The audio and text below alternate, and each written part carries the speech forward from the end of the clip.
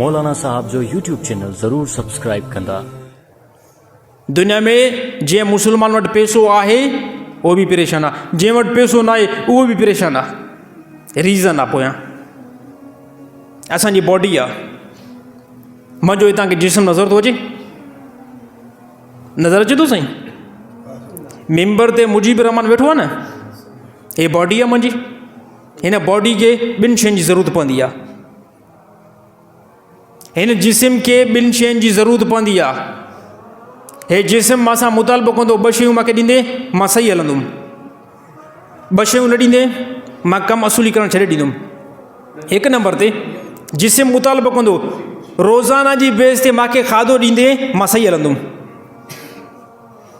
रोज़ाना जी बेस ते मूंखे खाधो ॾींदे त मां सही कमु कंदुमि।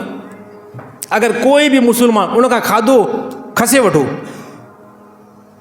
उनखे खाधो ॾियो ई न, हफ़्ते ॾेढ ताईं छा थींदो? कमज़ोर थी वेंदो, खट खां उथी न सघंदो, हली न सघंदो। यानी मालूम थिए थो त इंसान खे, इंसान जे जिस्म खे हलाइण जे लाइ खाधो ज़रूरी आहे। इंसान जे जिस्म खे हलाइण जे लाइ खाधो ज़रूरी आहे। हा, इन खाधे खां बाद में जिस्म खे ॿी शयुनि जी बि ज़रूरत पवे थी। जिस्म खे ॿी शयुनि जी बि ज़रूरत पए थी। हाणे खाधो जेको आहे न उहो जिस्म खे बहितर रखंदो, पर जिस्म जे अंदरि सिर्फ़ु जिस्म त न आहे न, जिस्म जे अंदरि हिकिड़ी ॿी शइ अटैच आहे। उहो छा आहे? उहो तव्हां इंसान जो रूह आहे। साईं, रूह अगरि कंहिं बि इंसान जे जिस्म खां निकिरी वञे उनखे असां छा चवंदासीं? उनखे असां मयत चवंदासीं, उनखे असां मुर्दा चवंदासीं। त इंसान जे जिस्म में हलण जे लाइ वॾे में वॾो जेको किरदारु आहे उहो रूह जो आहे। हाणे रोज़ाना जी बेस ते जेको असांजो जिस्म असांखे मुतालबो करे थो उहो खाधो त असां रोज़ानो ॾियूं था। असांजो जिस्म हले थो, क़दम खणे थो, असांजो जिस्म हिकिड़ी ॿी बि शइ घुरे थो। जेको असांजे जिस्म जे अंदरि रूह आहे, रूह खे वरी खाधे जी ज़रूरत न पवंदी आहे। इंसान जे रूह खे खाधे जी ज़रूरत बिल्कुलु न पवंदी आहे। रूह खाधो न खाईंदो। रूह खे हिकिड़ी ॿिए शयुनि जी ज़रूरत आहे। छा जी ज़रूरत आहे? अला बिज़िक्रिल्लाहि तत्मइन्नुल क़ुलूब।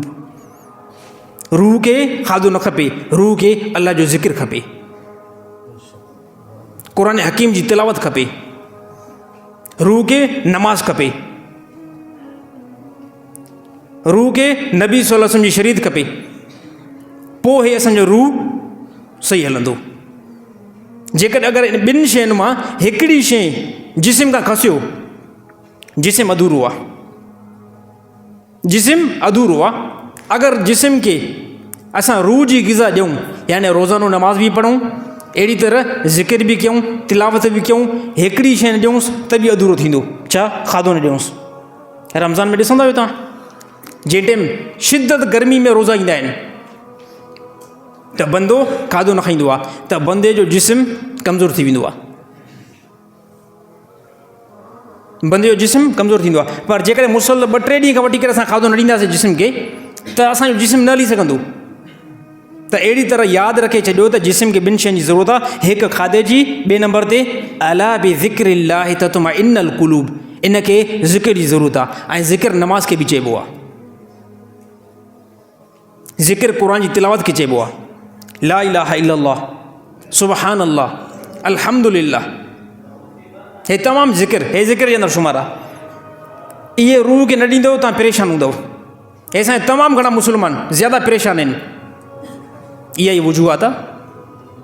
कॾहिं कॾहिं इंसानु सोचींदो आहे त पाण खे जेको मारे छॾियां, कॾहिं कॾहिं इंसानु सोचींदो आहे त दुनिया में बि न हुजां, कॾहिं कॾहिं इंसानु सोचींदो आहे त काश पैदा बि न थियां। ऐं छाजे करे इहे रीज़न साम्हूं ईंदा आहिनि, छाजे करे इहे हालात साम्हूं ईंदा आहिनि? इहे हालात इन बेस ते ईंदा आहिनि, इहो मुस्लमान दीन खां परे हूंदो आहे।